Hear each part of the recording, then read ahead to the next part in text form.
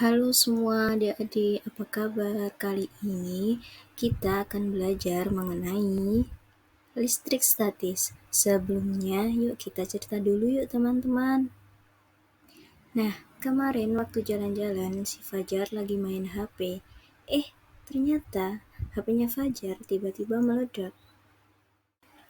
Usut punya usut, ternyata si Fajar lagi main HP ketika berada di pom bensin. Dan saat itu sedang mengisi bahan bakar pada motor. Usut punya usut. Loh, emangnya kenapa ya? Apa ya hubungannya HP meledak dengan mengisi bahan bakar? Nah, biar tidak penasaran, yuk kita cari tahu penyebab HP Fajar bisa meledak. Siap ya? Teman-teman, ternyata peristiwa meledaknya HP Fajar disebabkan oleh suatu gejala, yaitu gejala listrik statis. Khususnya adalah listrik statis. Hah, listrik statis? Apa ya listrik statis itu? Teman-teman, ada yang pernah tahu tidak? Listrik statis adalah listrik yang muatannya diam. Tanpa kita sadari, ternyata benda-benda yang berada di sekitar kita mengandung muatan listrik yang diam, seperti contoh televisi, lampu, dan juga kipas angin, dan masih banyak yang lainnya. Dari 3 contoh tersebut dinamakan muatan listrik yang diam, yaitu saat tidak terhubung dengan sumber listrik. Sebenarnya, televisi ataupun elektronik lainnya masih mempunyai muatan listrik, meski dalam keadaan mati. Hanya saja muatan tidak bergerak. Lalu, bagaimana jika televisi tersebut dinyalakan? Televisi menyala disebabkan karena adanya pergerakan muatan dari potensial tinggi ke potensial rendah. Gejala listrik yang disebabkan oleh muatan yang bergerak, yaitu disebut listrik dinamis. Jadi, sekarang apakah kalian sudah mengertikan perbedaan antara listrik statis dan listrik dinamis? Listrik statis muatannya diam, dan listrik dinamis muatannya bergerak. Nah, sekarang kita akan membahas tentang listrik statis.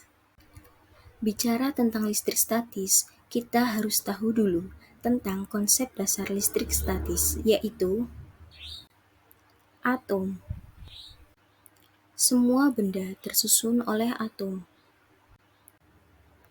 yaitu partikel terkecil yang kasat mata. Atom terdiri dari inti dan kulit atom. Di inti atom terdapat partikel yang bermuatan positif atau biasanya disebut dengan proton, dan terdapat neutron yang biasanya disebut tidak bermuatan.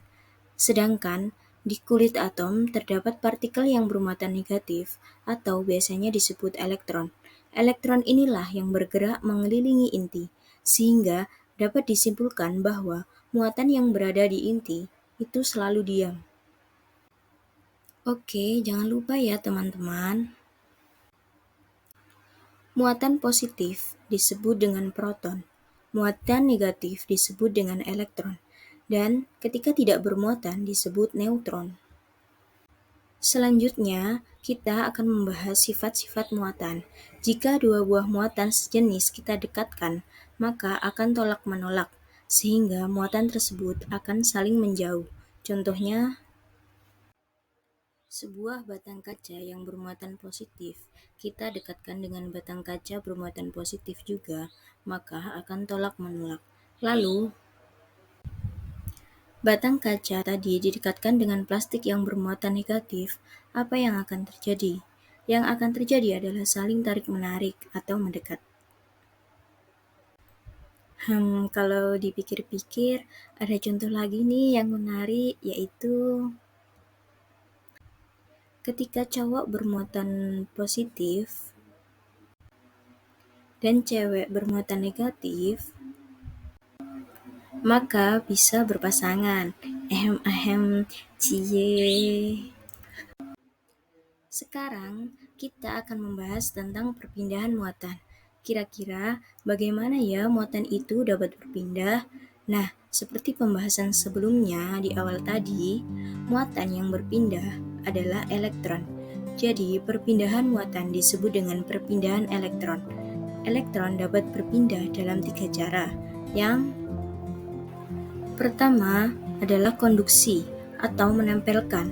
Ketika sebuah benda yang bermuatan atau misalnya benda bermuatan positif didekatkan dengan benda bermuatan netral, jumlah muatan tersebut sama, maka muatan negatif dari benda yang netral akan mengalir pada benda yang bermuatan positif tersebut.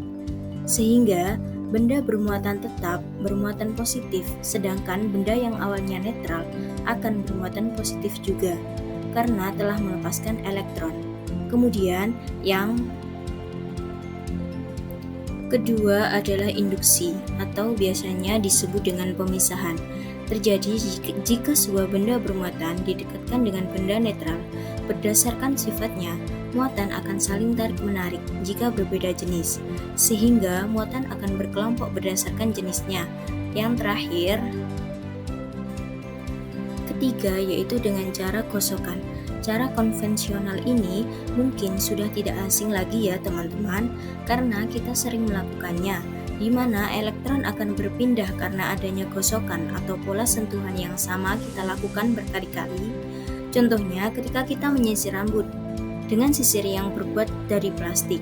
Awalnya, rambut dan sisir plastik netral, namun setelah kedua benda digosokkan berulang kali, maka muatan negatif dari sisir akan berpindah ke rambut, sehingga rambut akan bermuatan negatif karena menerima elektron dari sisir plastik, sementara sisir plastik akan bermuatan positif karena telah melepaskan elektron.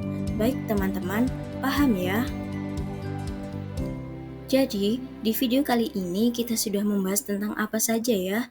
Yuk kita sebutkan satu persatu. Let's go!